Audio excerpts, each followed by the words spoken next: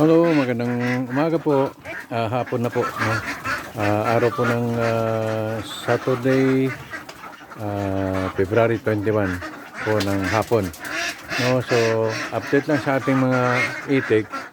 Ito na po sila ngayon. Ah, Lumaki na po sila. Nasa more than 4 months na po sila. So ito po yung nasa kabila. Ito po yung ating pinaghiwalay na mga lalaki, pero i-classify natin sila uli pagkatapos nitong pagka nangitlog na po sila, kasi sabi nung kaibigan ko na may itik din, mayroon pa diyang mga babae. So titingnan natin ulit kasi sayang din pagka naibenta natin, akala natin ay lalaki, yung para ay mga babae. So ito po yung nasa first spots na ating itik, dito po sa gitna, at meron din po naman sa kabila. Atin po silang pinag-iwalay kasi hindi po magkakaparehas ng edad. So ito po yung second batch natin, pero ang kanilang agwat ay nasa 3 weeks lang or more than 3 weeks. So hindi naman masyado kalayuan yung kanilang agwat, pero almost the same na silang sa laki, no?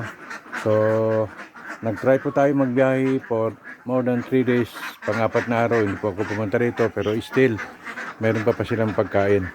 Nung binisita ko sila nung isang araw, pang 5 araw ng aming travel, ay pagdating ko mayroon pang natitira dito sa feeder box. Ganun din po sa kabilang kwarto ng mga ating itik. So solve na yung problema.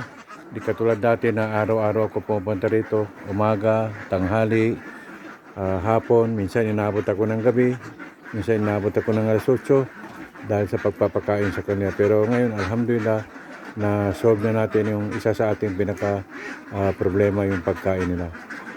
About sa tubig naman po ay okay naman, kasi naglagay na tayo ng bali 5 drum na po na yung ating nilalagyan ng tubig dito. Meron pa sa kabila yung dalawa, at meron din dito sa gitna, yung sa sulok na yon, yan po yung 2 drum, at meron naman dito, and then sa likod, nasa ibaba, ay 2 drum. In case na maubos yung nasa taas, ay meron tayong pang suporta. So yun po ang advice natin sa ating kasama rito, ay pagka naubos yung nasa taas, pwede nilang gamitin yung sa baba. So nung pagpunta ko rito, tinignan ko naman yung kanilang ginawa, ay okay naman. Bawas na rin yung 2 drum. Almost 1 drum yung nagamit nila, kasi nilalagyan nila ng tubig sa hapon, sa tanghali, at saka sa umaga. So mayroon po tayong good news, guys, sa ating itik for today. Kanina po pagdating ko dito, ay meron po akong natagpuan na swerte. Ano mga ba yung swerte?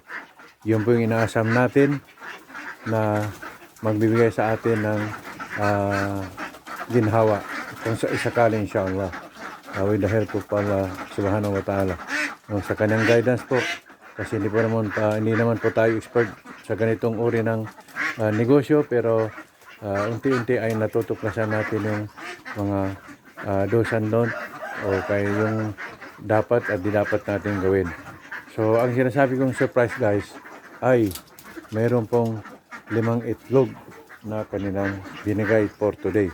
Hindi natin alam kung sino sa kanilang bigay ng itlog, pero meron pong itlog. So papakita ko sa inyo yung unang itlog na kanilang binigay sa ating ngayong araw. Kanina sabi ko 5, pero yung isa kasi pagdating ko kanina, nagtakbuhan sila doon sa may sulok dyan.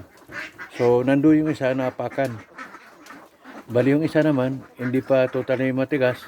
Siguro first time lang yung mangitlog. So hindi po matigas yung kanyang shells. So malambot po, napakan din yun at nabutas. Yun, nasira tuloy. So ito po yung natira, yung 3. Yung isang nabasag kanina, yung 2, bali 2 po yung nabasag. So sinantabi ko na yun kasi hindi na talaga pwede pakinabangan yun. So itong 3, ilalagay ko doon sa aking ginawang pahingaan. Doon ko po ilalagay itong ating nakuwang itlog. So yan po yung itlog na nakuha natin. this morning. 3 po. Talagang maliliit pa kasi first time pa nilang mangitlog. So, diyan po natin ilalagay, oh. Dito po sa ating ginawang pahingan. No? So, ilalagay natin yung ating itlog dito. Gawan po natin ng lalagyan. Next time magdadala po na tayo ng tray dito kasi expected na natin na magkakaroon na po sila ng itlog ulit. So, diyan po natin ilalagay yung kanilang 3 itlog. Tatakpan natin baka kasi tukain ng manok pagka merong umakyat dito na manok. So, hindi po natin nakikita. Baka po paglaruan ng manok at tukain, sayang yung itlog. So, yan po guys. Maraming salamat. Hanggang sa susunod na mga araw at kapakita ko sa inyo uli yung itik na to. Kung bukas pupunta rin ako dito ng umaga kasi titingnan ko yung follow-up na pangingitlog nila. So, baka this afternoon ay pupunta ako dun sa isang lugar. Mayroon po akong hatid na shinso.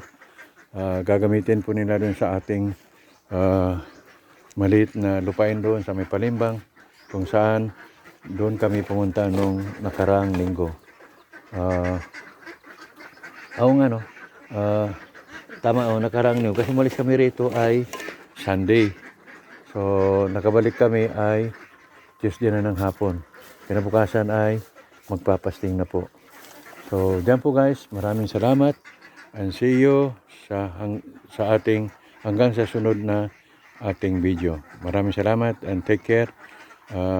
Sana po sa araw na to, pangatlong araw po ng ating fasting, ay tanggapin ni Allah ang ating fasting sa mga darating pang araw at darating pang buwan ng Ramadan inshallah.